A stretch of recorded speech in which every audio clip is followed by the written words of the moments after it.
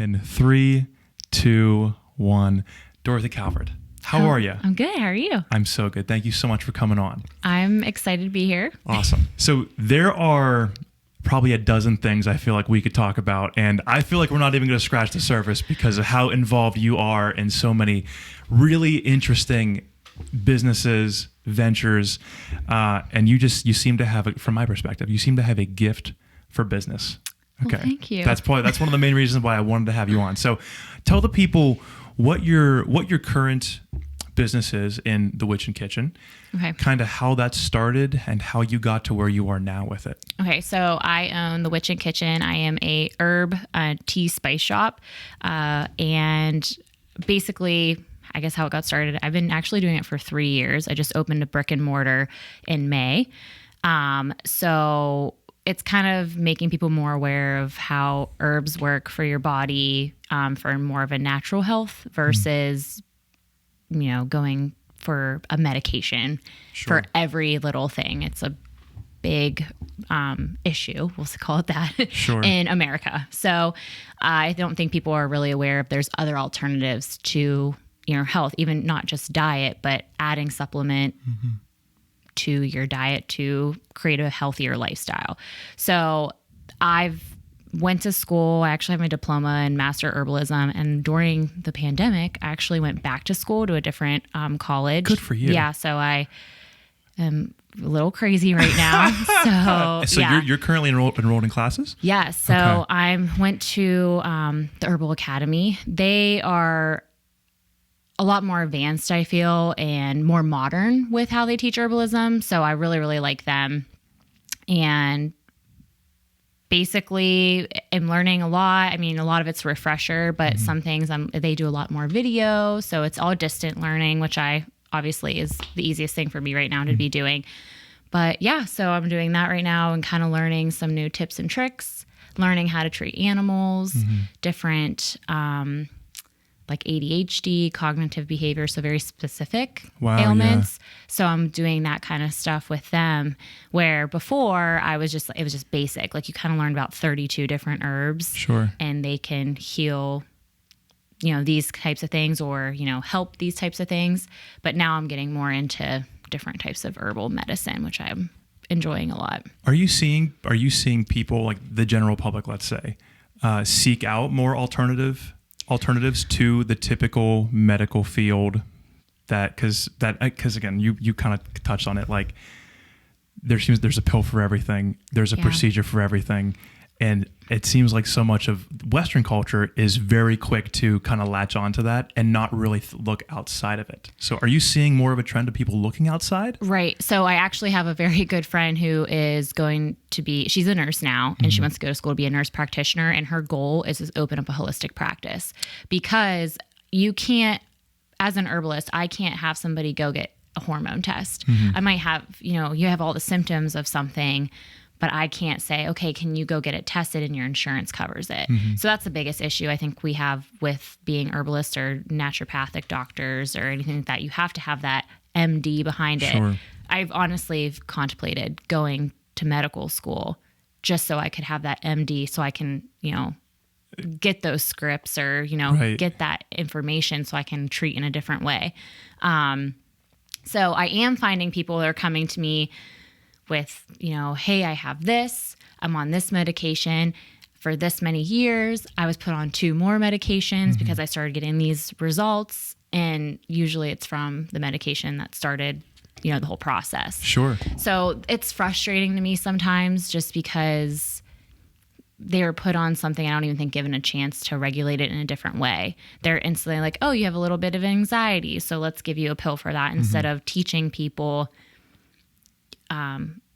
We actually had a psychiatrist that I worked with, and his big thing was skills before pills. And I loved that. That's like teaching awesome. people how to calm themselves down or get themselves out of situations, exercising, diet, different herbs that you can use for, maybe meditation, getting deeper in meditation or calming yourself down or stuff like that. So it's kind of hard and you don't want to give someone an herbal medicine when they're on, XYZ. Yeah, because it can interfere with what they're doing. So it's hard. It's hard sometimes.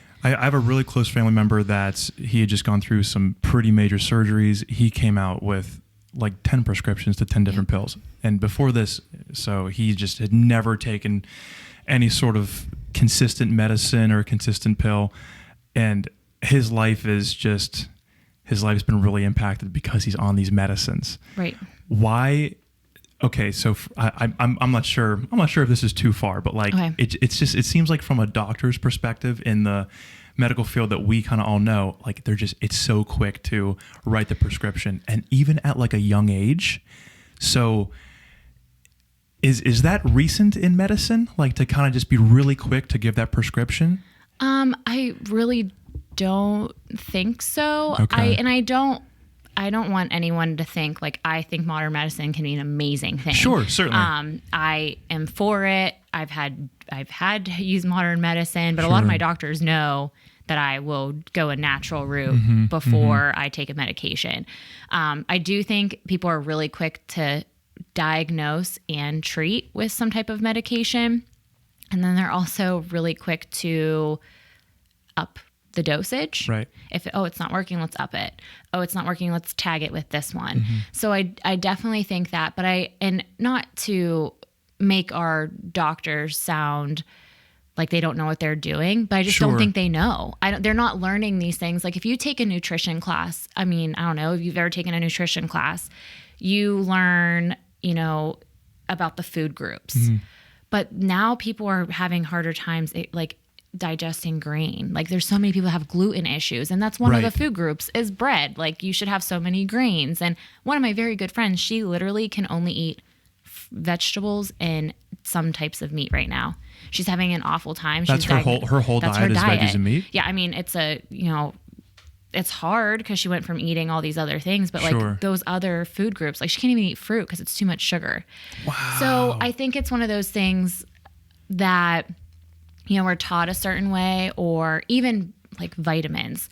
We're taught there is a regulated, everyone should have 500 milligrams of magnesium, for example. Sure. But like my magnesium levels and yours might be completely different.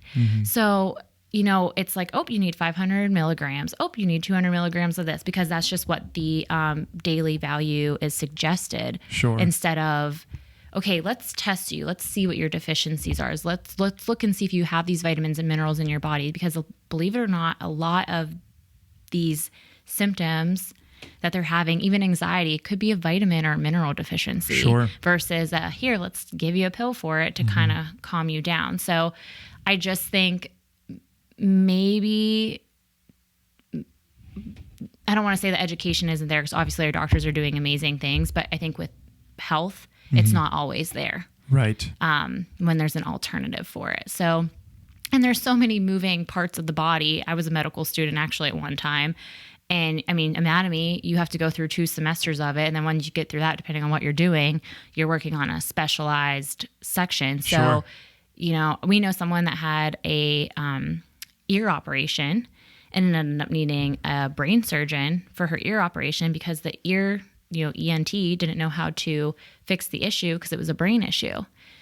So like, you know what I mean? Like they have to focus on just what they know versus the other parts of the body. So I think that's something we forget too, is like, okay, your PCP might say, okay, you're having these symptoms, but they're going to send you to a specialist that knows more about those symptoms. Right. So there's just too much for one person to know. I think is basically the biggest issue. Sure. And then we're lacking that natural health in our education. So when someone comes to you saying, okay, like I have anxiety, what would be your, how would you kind of tackle that with that person? Like, would you ask certain questions? Are you suggesting certain things immediately, or it's definitely more question based? So one of the first things I ask is, do you have any allergies? Yeah.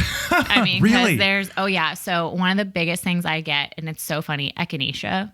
It's a pretty, I think everyone has probably heard of echinacea. Yeah. It helps you shorten a cold. It's tagged with a lot of different herbs. I have had so many people say I have a ragweed allergy, which is in the same family as echinacea, and they can't figure out why they have a stomach ache because they're taking the echinacea. So it's like funny things like that. We'll get that. Or a lot of people are allergic to chamomile because it's in those families. So and they're just taking it. It's like, oh, I heard the chamomile tea will calm you down. I'm like, oh, stop. Like that's not, I mean, and it's one of those things, like it's usually a pretty safe herb. Sure. The no known, issues with it. But if you're allergic to it, yeah, you might get a stomach ache or, just those types of reactions. So I always ask if you're allergic to anything, but I also ask, what do you think's causing your anxiety? Because anxiety is not just like, I mean, obviously workload can cause anxiety, but it could be things that have happened in your past that get brought up. It could be your home life. It could be work. It could be how you're eating.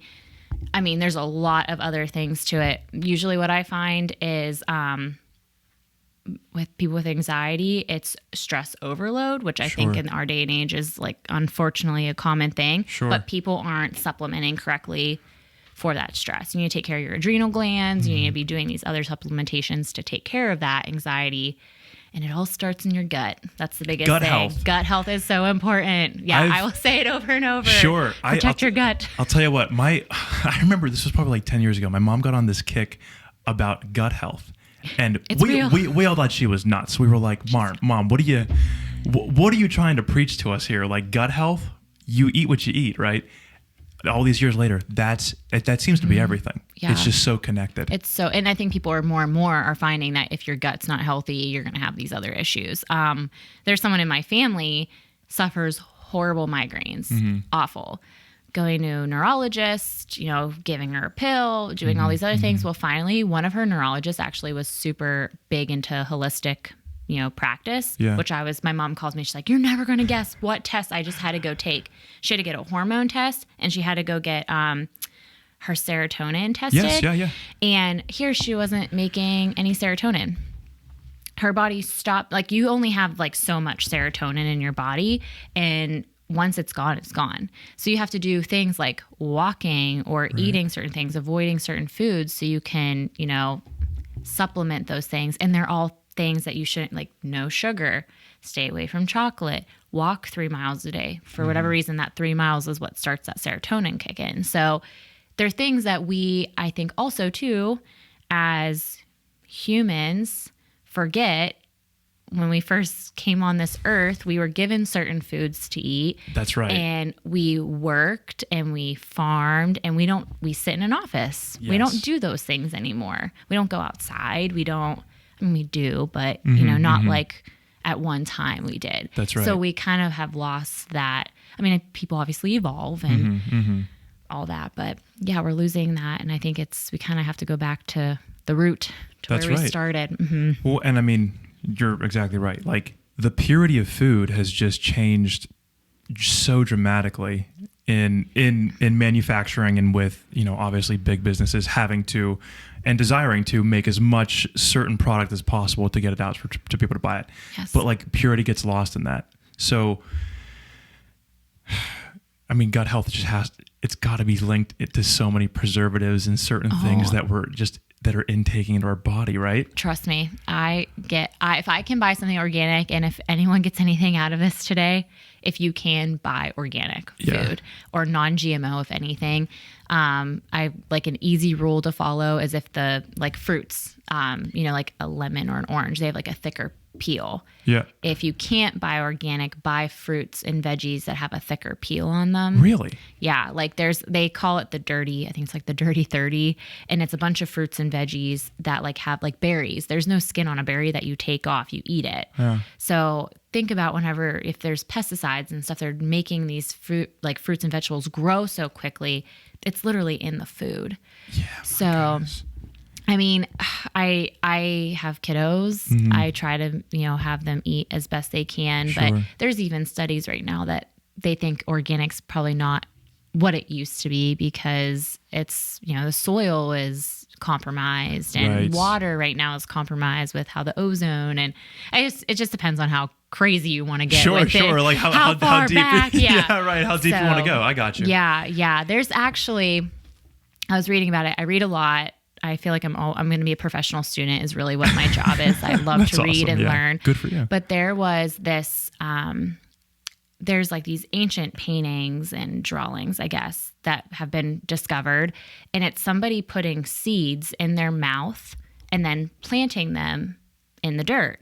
And apparently, and I don't know if this is true or not, but apparently a seed can take that person's DNA when it's growing from your saliva, and it will complement what you're missing in your body as it grows. Wow. So if that's true, that's amazing. That's but unbelievable. It's like they've been finding these things, and people are doing research, and herbalists, tons of herbalists like find these things and want to share this knowledge.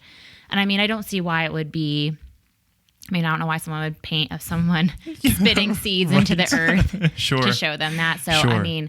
it's amazing what we have been given. I feel like everything we need to take care of ourselves has been already provided for Sure. us. We don't need me making all this extra stuff. And I'll be the first person. I love chocolate cake. I get it. I love it, but not every day, all day. So Right.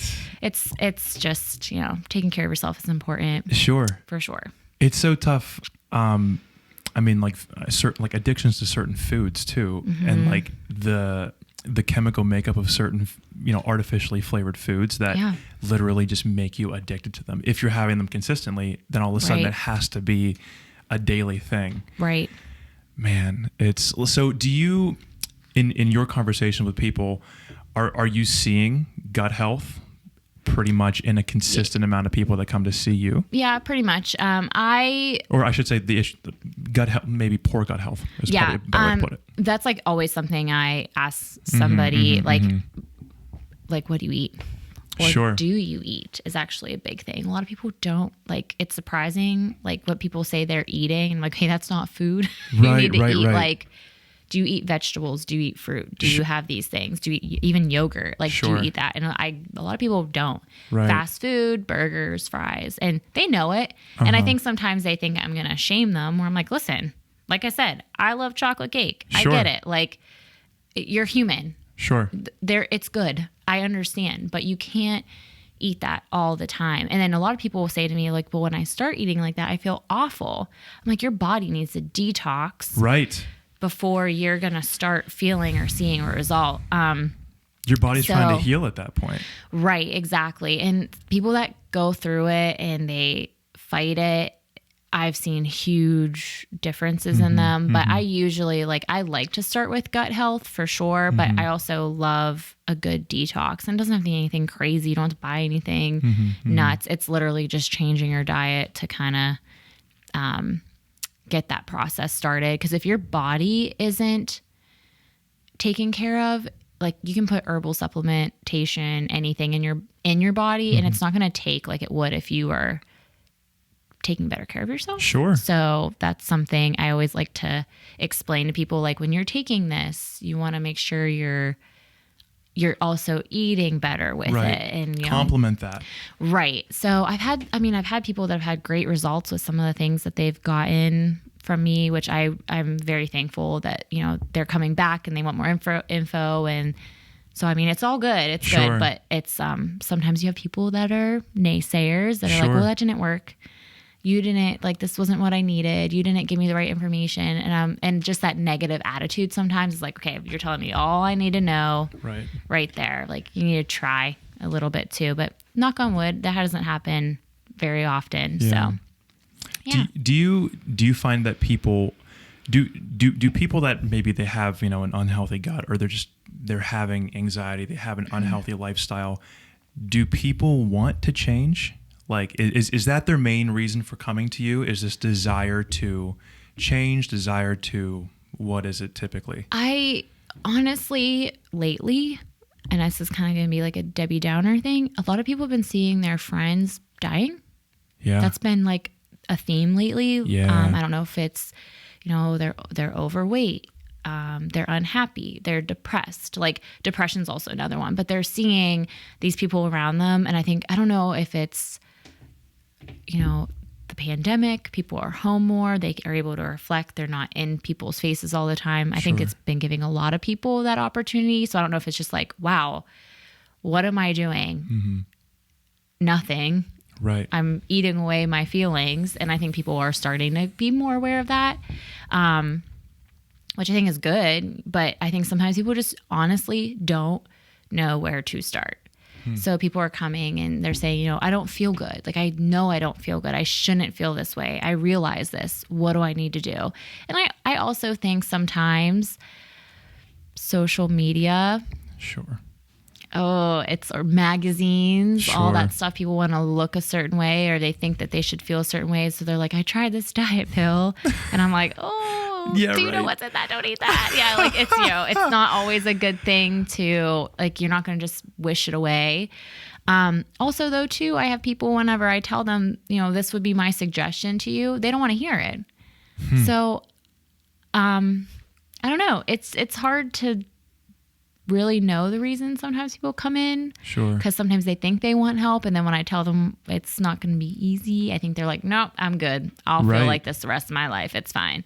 I've been feeling like this for 20 years. So. Right. But I'm sure that's so tough from your perspective, because you're just sitting there thinking, this is your existence. Like, this is your life. This is like, you have kids, maybe you have a family. Like, you've got to put in work. Like, you've got to be able to put in some effort to be able to see a change in your health, or even mentally. Like, you have to put in some effort. Yes. I actually used to get so frustrated with people. Like, I always wanted to help people and like, hey, like, I mean, I do want to help people. That's my main goal. I want to be able to like give people some confidence in themselves and make themselves feel better. And then maybe just get them on the right track so then they can start doing their own thing. Sure. Like, that's my goal. But I used to get very upset when I would see someone or I would get a message and, I had to put a boundary up. Last year for me was a big boundary year, like saying no. And people aren't going to get better if they're not going to do their work. Like, you're exactly right. Like, I can't do it for you.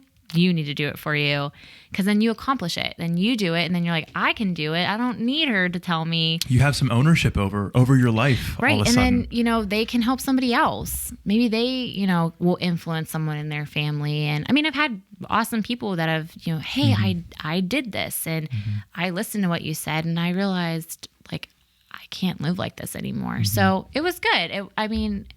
All good things. Sometimes it's tough love for a lot of people. Like, and I will be the first person to say I get made fun of because I can be a little harsh. Like, I mean it out of love, but I will be the first person that's like, listen, I'm not like, you have the tools. I literally can't help you anymore. I mean, I'm not going to sit here and let you just keep buying things that you're not going to use or take. It's not fair to you. Sure. So either you need to do what you already know you need to do, or you can't come back here. I will be the first person to be like, I'm sorry, but I can't. If you need my support whenever you're doing the work, I'm here for you. But if you're just going to complain and be negative, I can't help you with that. Right. So I like positive Pete's. I want people that are like, yeah, but like I said, it doesn't happen often. In the beginning it did, but now I don't know if it's just because I've been around for a little bit. People are excited about it. I don't know if it's been the pandemic. Like, people are like, oh my gosh, like, we need these things. So I don't know. I really don't know the right answer to that, but. So, yeah. How have you seen your business impacted by the last 5 months? How have you been able to be more creative in how you look at your business in the last 5 months? Like, what has coronavirus been? How have you navigated it, really?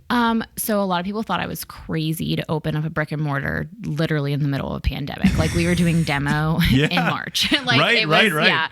So. But you had planned this well before, obviously, March, though. Right.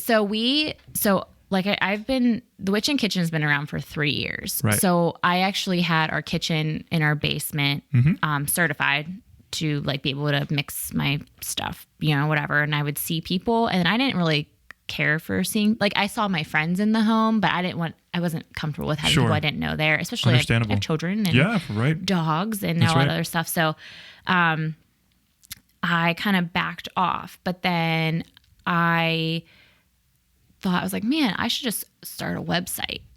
So my husband actually helped me like get that all started, and he made it. I'm not very tech savvy. I try, but I'm not. So he kind of showed me how to do it. But once I learned, I could rush right through it. So it wasn't a big deal.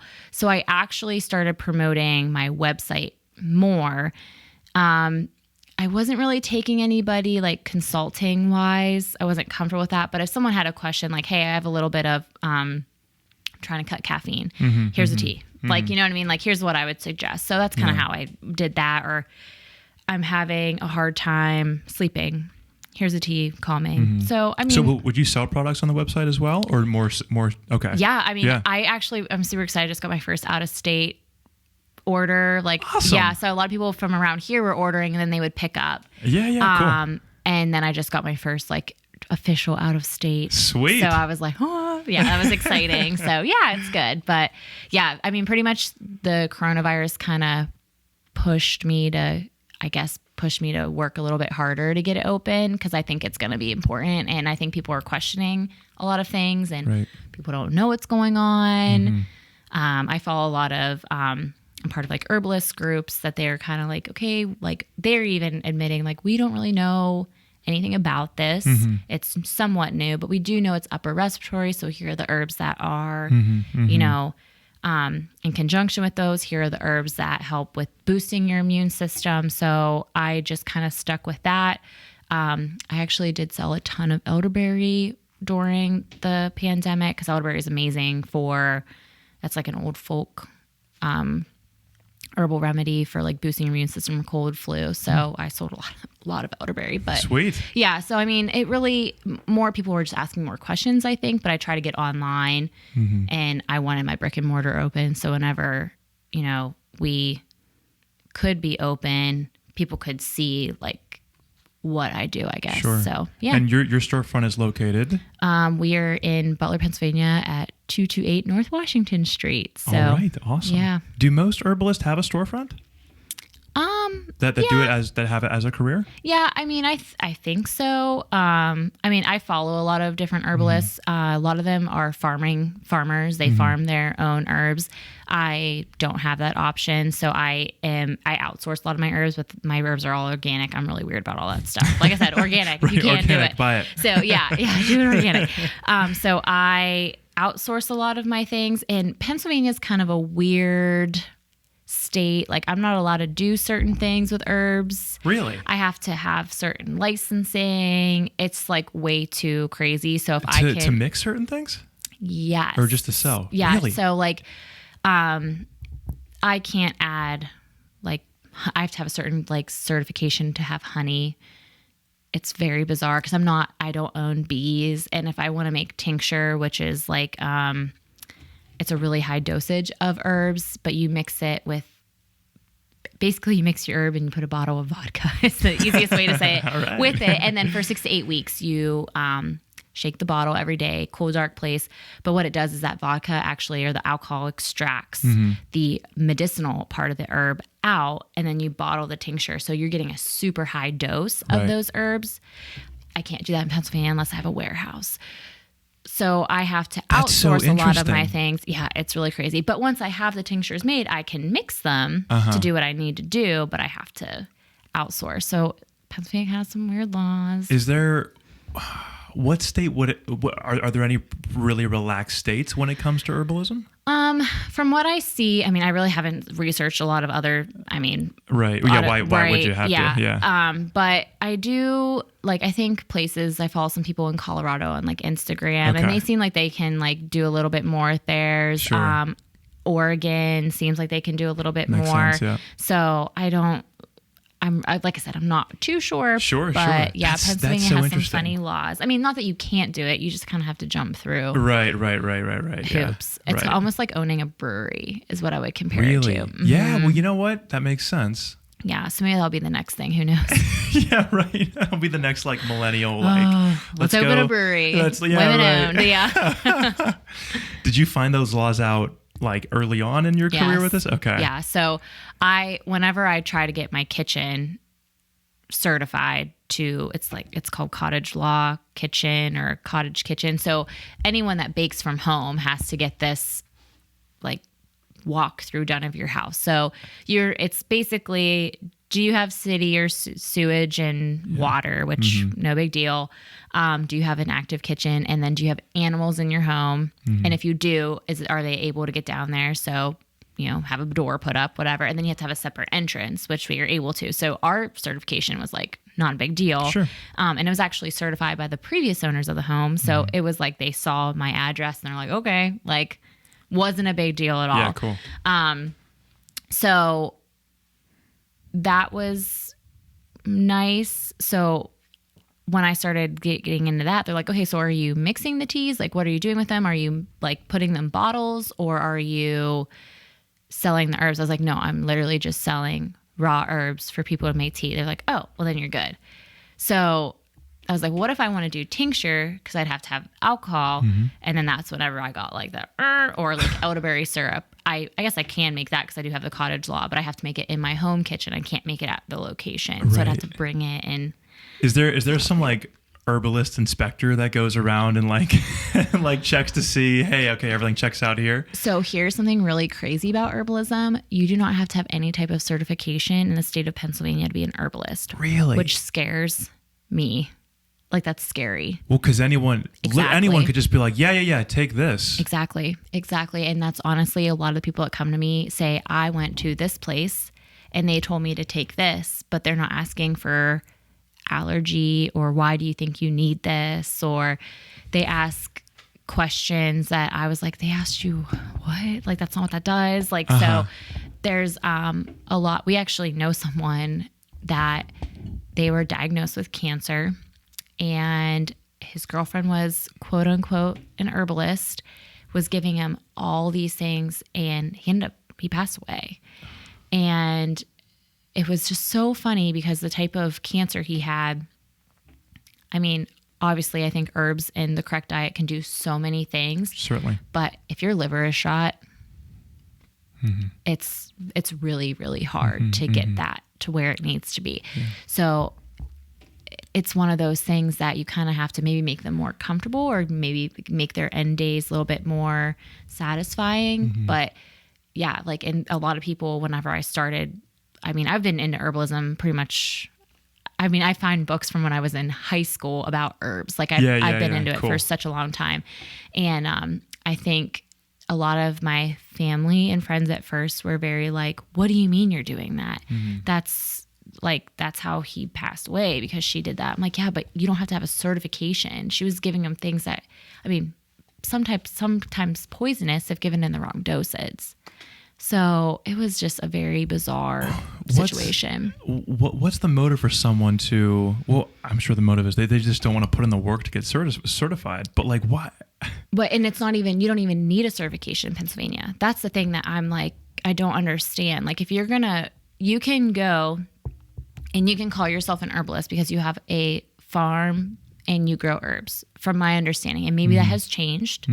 But as far as I looked at this actually not too long ago, it has not changed as of right now. So that would be something I'd be very cautious about. If you are going to someone that is an herbalist, make sure, whether it's a lot of people learn from their family members, which I don't think that's a bad thing. Like, sure, you can have a very educated person in your family and you learn from them. But you need to be careful for sure, because I think that's kind of a scary thing. A lot of like a chiropractor or a naturopath, they actually have a certification. Like, they can't call themselves those things unless they go to school. Sure. Those are people I'd be more inclined to trusting. But if they don't have those certifications, I would just be a little bit more, do your research, obviously, and you should do that anyways. Definitely, no doubt. Before you take something from someone. Yeah, if someone's just like, hey, take this and mix it with this and also add that, and like, yeah, that's pretty surprising that you don't need a certification in PA. Yeah, it scares me for sure. Yeah. I've even had people. I actually had somebody not too long ago say to me. So I've been working with animals. That's been one thing I've been working with, is with herbs and animals, because that's another area where animals are just given a lot of junk. Right. Even their food. Sometimes I'm like, I'm very picky about what our dogs eat. But there was somebody, their dog was having seizures, tons of seizures. And there was no, like, every time they do blood work, they couldn't figure out what it was. And I was in their yard, and they have, I don't know if you're familiar with foxglove. I don't think so. It's very common. It's common in this area. Okay. I'm sure if I saw it. Yeah. And you can use it in herbal medicine. It's a psychotropic plant medicine. But it's poisonous. If you have the wrong dose, it could kill you or cause seizures. before, or epilepsy. Like it can cause all these things. And I was like, oh my gosh, you have foxglove in your backyard. And it's actually it can be untraceable. So that's why they weren't finding it, because it was getting out of his system before. Right. So yeah, it's just that kind of education. Yeah. I just still can't believe someone can like sell or just give you anything, and just because they say I'm an herbalist. And yeah, that's just wild. Yeah, it's kind of scary. Yeah. Like I have people come in the shop and they're like, I've never even heard of this. I was like, then don't touch it. I was like, you probably don't need it if you don't know what it is. So it's funny, but yeah. What's your vision with the Witchn Kitchen and with your degree and with your certifications? So I am going back, obviously, just getting a little bit more.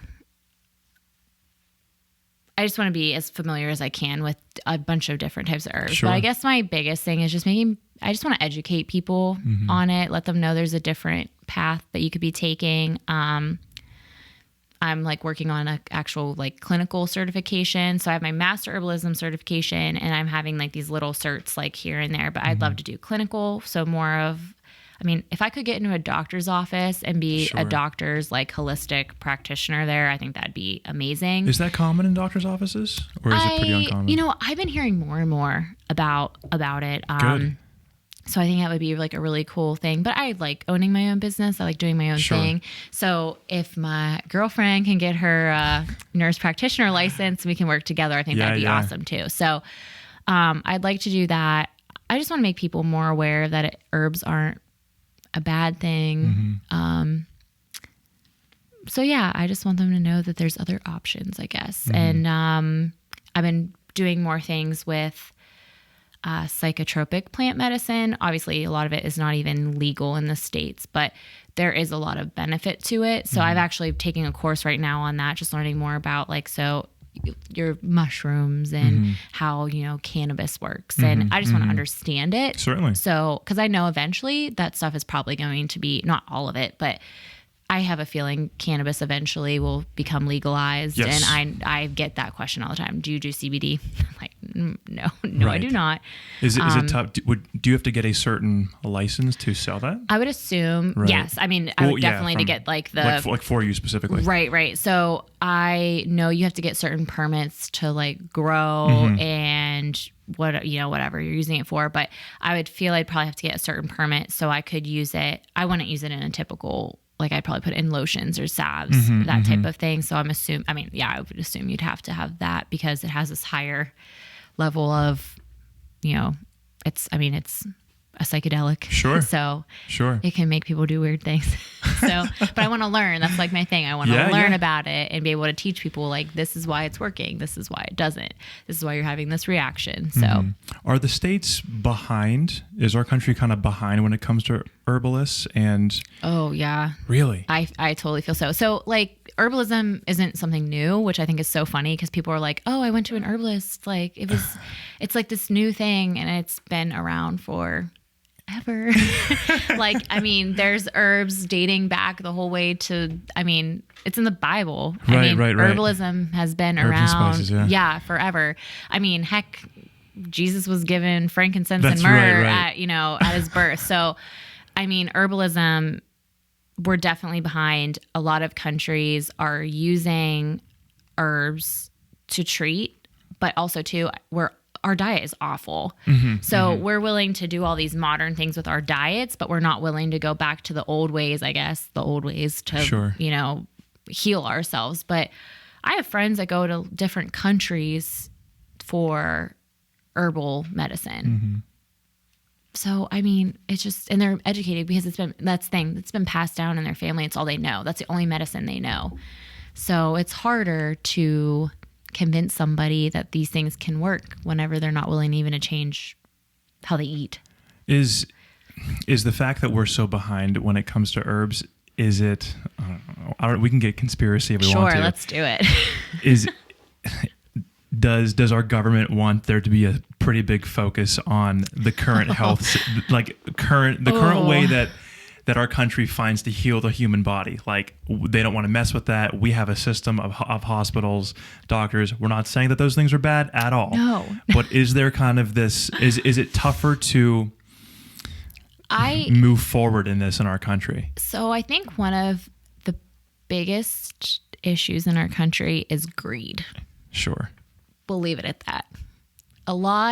Do your research. There's a lot of kickbacks for a lot of different things. And I think people are becoming more aware of that because of COVID. Yeah. They're coming out with all these treatments and they're coming out with this and this. And I see all the time people questioning it. Like, isn't that a little fast? Isn't that a little, leery? Why is that guy involved? Or what does he have anything to do with it? So, I mean, I'm all for a good conspiracy theory. I'll put it out there. But there is research to back up. I shouldn't say back up. There's a lot of research out there that I think it would open people's eyes that they really looked into it. And it's not hiding anywhere. You can go on to the CDC website that is ran by the government and get your information that you would need there. But it's unfortunate. I think greed is a big problem. People just don't. I don't know the right word or how to say it correctly, and I don't want to say people don't care about each other because there are a lot of people that do care. Sure, but I think if we could regulate those things a little bit better, I think healthcare could be more affordable. And a lot of people don't come to an herbalist because they can't afford it because their insurance won't cover it. Right. So those are hard things. So just from my personal opinion, even more power to you for desiring to get into this field that is not actively, I would say, pursued by the masses, right? Or and isn't actively promoted by our government or by, I would say, the local healthcare system. Right. That's got to be frustrating, though.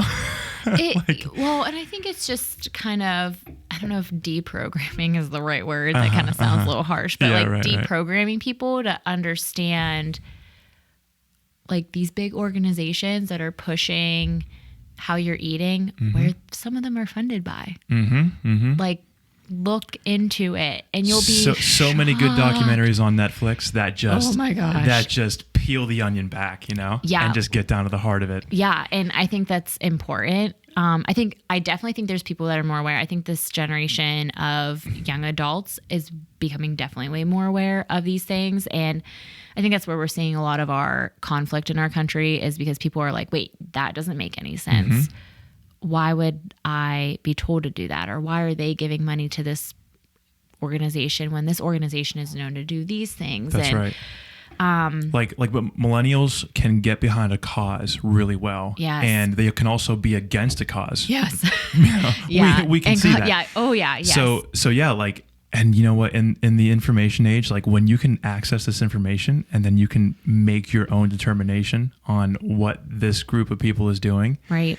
Yeah. I agree with you. I think I would say our generation is asking more questions, is questioning more. Yeah. There's a lot more tolerance in a lot of awesome ways. It's really good to be questioning a lot of what's happened for the past 50 years, especially in medicine. Right. And I think it's important for people too to understand you can have an opinion and someone else can have an opinion and it's okay. And just leave it there. We don't need to fight about it. Oh, right. Where did we lose that? It's frustrating.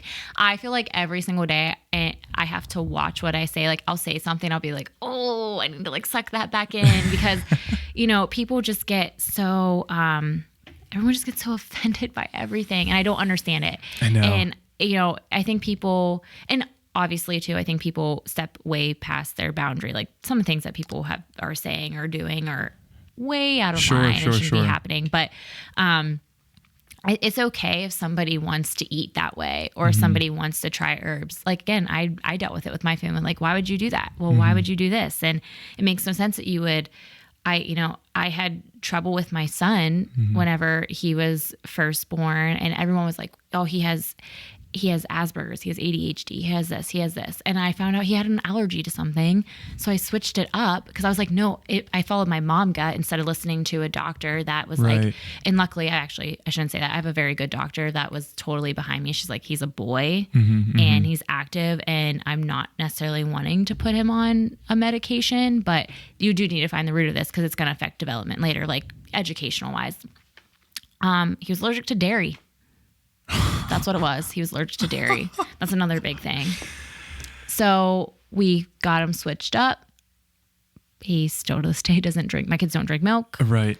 And yes, you can still get calcium even if you don't drink milk. That's a huge myth. do you guys do almond milk? Yeah, we do almond, cashew. Yep. And it's, I mean, yeah, I've done almond milk for 3-4. Like I was drinking whole milk daily. Yeah. Oh, it was not good. Yeah. Well, and it's like funny because like some people don't realize like, why does my stomach always hurt when I drink a glass of milk? Or I'm just like again, I'd like my stomach be bloated. Yes, like, oh man, yes. I was drinking just way too much whole milk and then switched to almond and like that just went away. Yeah. Pretty well. Yeah. It's pretty amazing what can happen. So yeah, it's things like that. And I am a firm believer the red dye 40 is not good for you. That's like another thing. I mean, there's so many things that you could be taking out of your kids' diets, but I've also met a lot of parents that were like, well, my kid likes chicken nuggets and french fries, so I'm not changing that. Well, they won't eat. I was like, trust me, if your kid's hungry, they'll eat. I'm a very tough, like, they will eat if they want to eat. So, yeah, but I've had parents that won't do it. So you have to live with the chaos, I guess. Yeah. And then, but I mean, especially like for little kids who, like chemicals in food are processing like crazy and their brains are just so like when they're exposed to it, it seems like it's amplified like crazy. And so when at a young age so like parents will feed their kids what they want to feed them. They are their kids. I can't tell a parent how to parent, but I've seen numerous times, you have as well, it seems like kids that grow up with certain diets, there's so many health issues at a young age or behavioral issues. And not at all that diet is always linked to behavior. Sure. But it certainly can be. Oh my gosh, yes. I actually have a crazy story about, I was interning with a naturopath here in Butler, and she was awesome. Like, she let me just jump right in. It was great.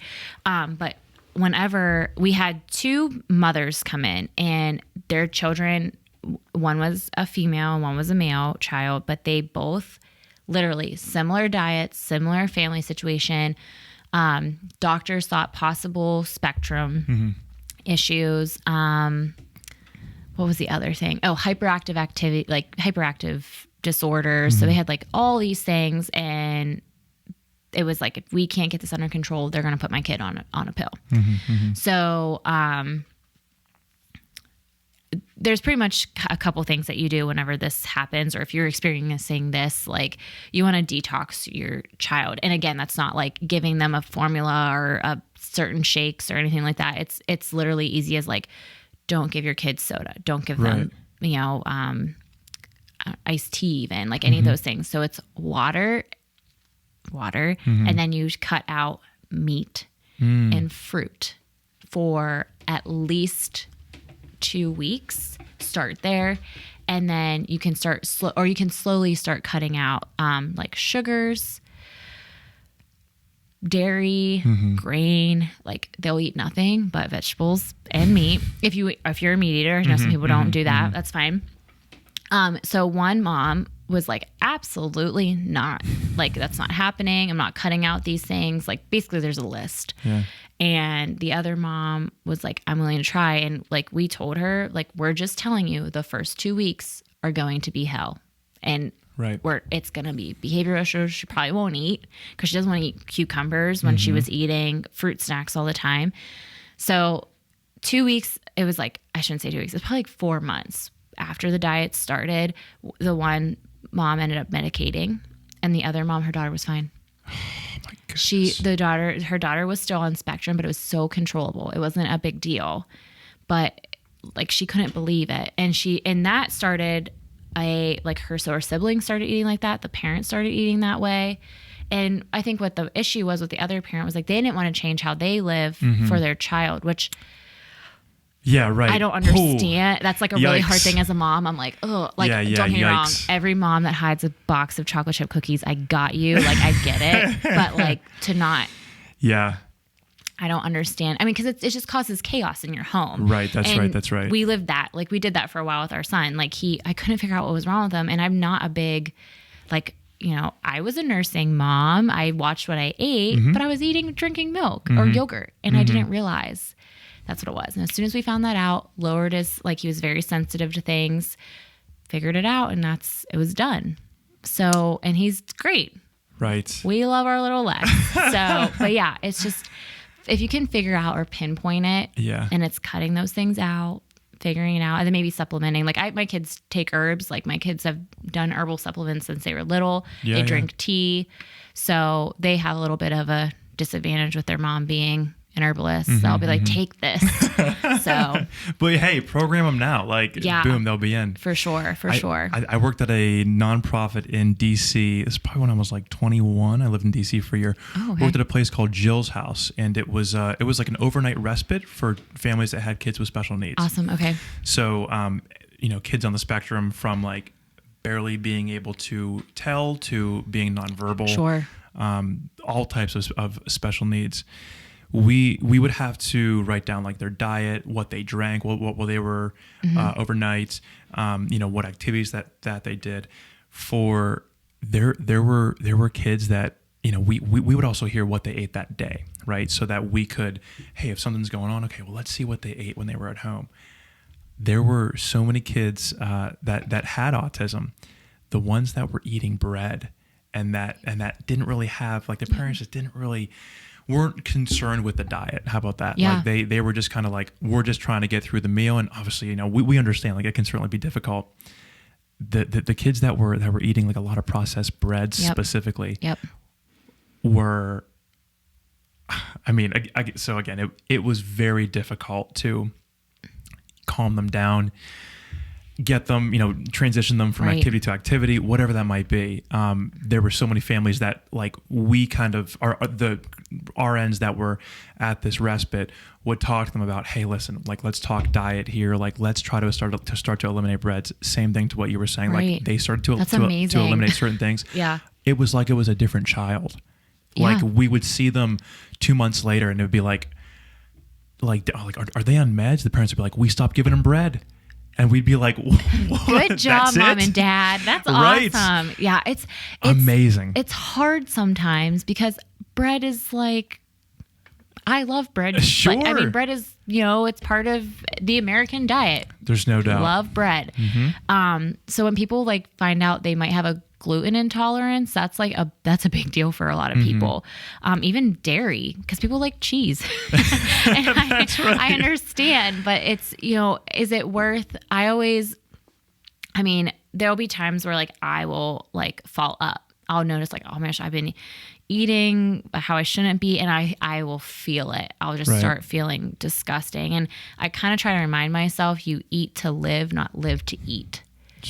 Amen, sister. Yeah. So it's kind of hard. I mean, and it's hard because I was lucky. My mom was very like, we didn't really drink soda growing up. And same. My mom always had a tray of like, if we were hungry, there's veggies in the fridge, but they're already cut up, ready to go, or fruit or something. And I would do that with my kids. And I get made fun of. People are like, your kids actually eat that? I'm like, yeah, my kids love carrots and my kids love cucumbers and peppers awesome. and all that stuff. So people kind of think it's weird because my kids will eat it. I mean, don't get me wrong. If you give them a cookie, they'll eat it too. Sure. But like, how crazy is it that eating like natural, pure foods is the unique in this scenario? Like, how did that become weird? That's what, trust me, people think I do a lot of weird things. And like, I gave my son, a lot of people thought this was weird. I made my son's formula because I was terrified to give him like formula. Sure. And there's nothing against anyone that does that. Like, I get, maybe not everyone has, like, I had weird resources. So I know it wasn't a thing. So I actually made a goat's milk formula for my son. And goat's milk is like the closest thing to breast milk. Right. So when I was doing that, my entire family was like, you are insane. I can't believe you're doing this. And I mean, that's when we started seeing the changes when I took out like cow milk versus the goat milk. Right. And I mean, there's nutritional yeast in it, and there's natural maple syrup, which has amazing vitamins and minerals in it. You wouldn't know. Everyone knows like Aunt Jemima, so it's hard for them to switch that taste. Sure. My kids have never had Aunt Jemima syrup. Like really? No. Oh my gosh, wow. no. They only eat real maple syrup, that's like a thing. That's like a weird thing that I do. People are like, this is disgusting. Sure. It's real. This is It's what it's real. supposed to taste like. It's That's out of right. the tree. So that was a weird thing. But we had a family member just recently, their son had a ton of health issues. We literally allergic to everything. And she called me and she's like, okay, one, I'm sorry that I made fun of you about the goat milk formula. Two, can I please have the recipe? Yeah, right. And I was like, yes, like that's Right. what, like, I'm not taking offense very easily, I guess. Like, you know, you make fun of me, whatever. It's what works for me and my kids. And I Sure. get sometimes too, like that's a lot. I hear that a lot. When my kid eats chicken nuggets and French fries and that's what works for us. And I'm like, I was like, that's okay. But like, I can't give you anything. I can't help you if you're not That's willing right, to change that's that right. one little thing. So Yeah. that's a little bit of a barrier, but I always try to handle it with love and Sure, you know, sure. like I get it. Being a parent is so hard. It's hard. Sure. Especially as they get older, it gets hard, and I get it. You just want to be like sometimes like, okay, please just stop. Right, But right. you gotta. It does change if you are willing to take that little bit of a risk. That's right. So yeah, I'll tell you what, my sister and I, my sister would have been probably 8. I didn't eat fast food until I was 5. Was the first time I ever experienced that's fast amazing. food. So my family, number one, we like being in an Italian family, we cooked food. Sure. We just didn't go out. Right. And I mean, so at the time we probably couldn't even afford it. Like fast food, it was like, why would we spend $1 for, you know, like $1 per item? We have leftovers from whatever, you know? Sure. So, I remember my mom used to say, you had the shiniest hair when you were younger, and like you just like your teeth were so white, like, and she was like, it's because you didn't eat fast food, Evan. And like growing up, I was like, what do you mean, Mom? Now looking back, I'm like, yeah, I was so much healthier when I just was eating fast food. I'm trying, like, it's again, it's tough. Like it's certainly tough, Right. but being willing to put in the effort is Yeah. so darn worth it. I think that's something. If someone could figure out a way to make healthier fast food options, like I'm Yeah. not saying like go on McDonald's or Wendy's and there's a salad. Like there needs to be someone that steps up to the plate and like, I'm going to make an all organic menu or a menu of maybe a vegan restaurant Sure. or something where people can drive through. Cause we're in that state. Like everyone's running around craziness. And I get that too. Our lives are insane. And sometimes, yeah, it's really easy on your way home to go through the drive through. Like, again, I am not trashing anyone for any of that stuff. 'Cause Sure. I do it. Like I get it, but it's just not how we live every day. Cause I Sure. do know people that do that every single Yep. day. And it's like, oh, how do you feel? Like, I just don't feel good when I I know. eat like that. It's not sustainable for like it's not sustainable for obviously for a healthy lifestyle, but even Right. like a fulfilling lifestyle because Yes. because of and I've seen it in my own life, like what you eat and your mental health just Yes. can be connected so much, especially for kids. I mean, Yes.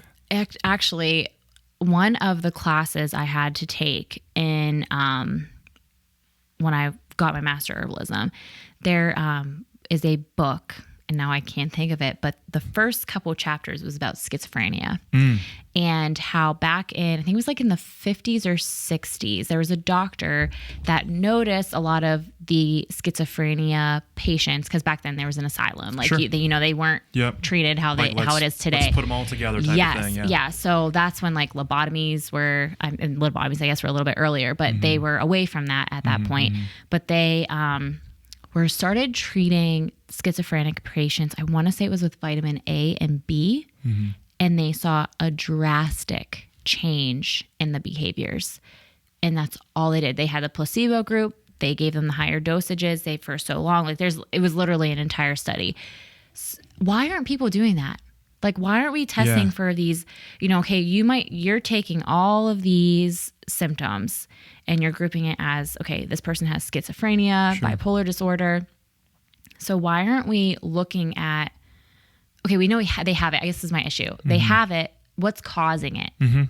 That's what a modern doctor today will say, okay, you have schizophrenia, you have depression, you have this, so let's just give you a pill to treat that. Where an herbalist or a naturopath or someone is going to say, okay, what's causing it? We're not treating the symptoms, we're treating the disease. So we're looking at the symptoms. These all line up with this deficiency. Let's give you this herb that has high D3 in it or high B to kick that, or maybe you're just getting D3 in Sure. general. But that's the big thing with herbalism is you're not treating the symptom. Right.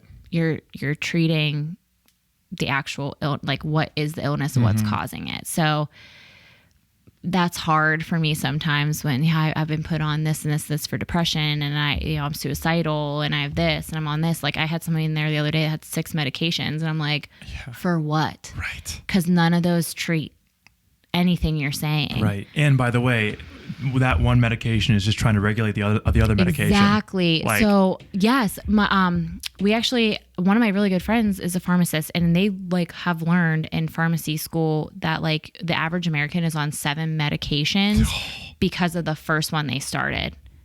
And I'm like, right. Ding, ding, ding, right there. That's a pharmacist telling you that. Yep. Yeah. So it's hard sometimes, but definitely people are becoming more aware. I will say that. Yeah, definitely good. more aware, having side effects from those. And so, yeah. Wow. Listen, we are well over an hour. So That went so fast. we didn't scratch the surface. So I wanted to talk to you about your other I know. business I have ventures. another business too. And you're a mother and you're a wife, and you are painting your house. So you got a lot of stuff going on. We could talk for hours and hours. Yes. We will listen. You've got to come back at some point. I feel like I have just so many more questions to ask you. Where can people find your stuff? What social medias do you have? So everything is the Witchn Kitchen. So I'm on Instagram and Facebook. I'm actually working on getting a Patreon.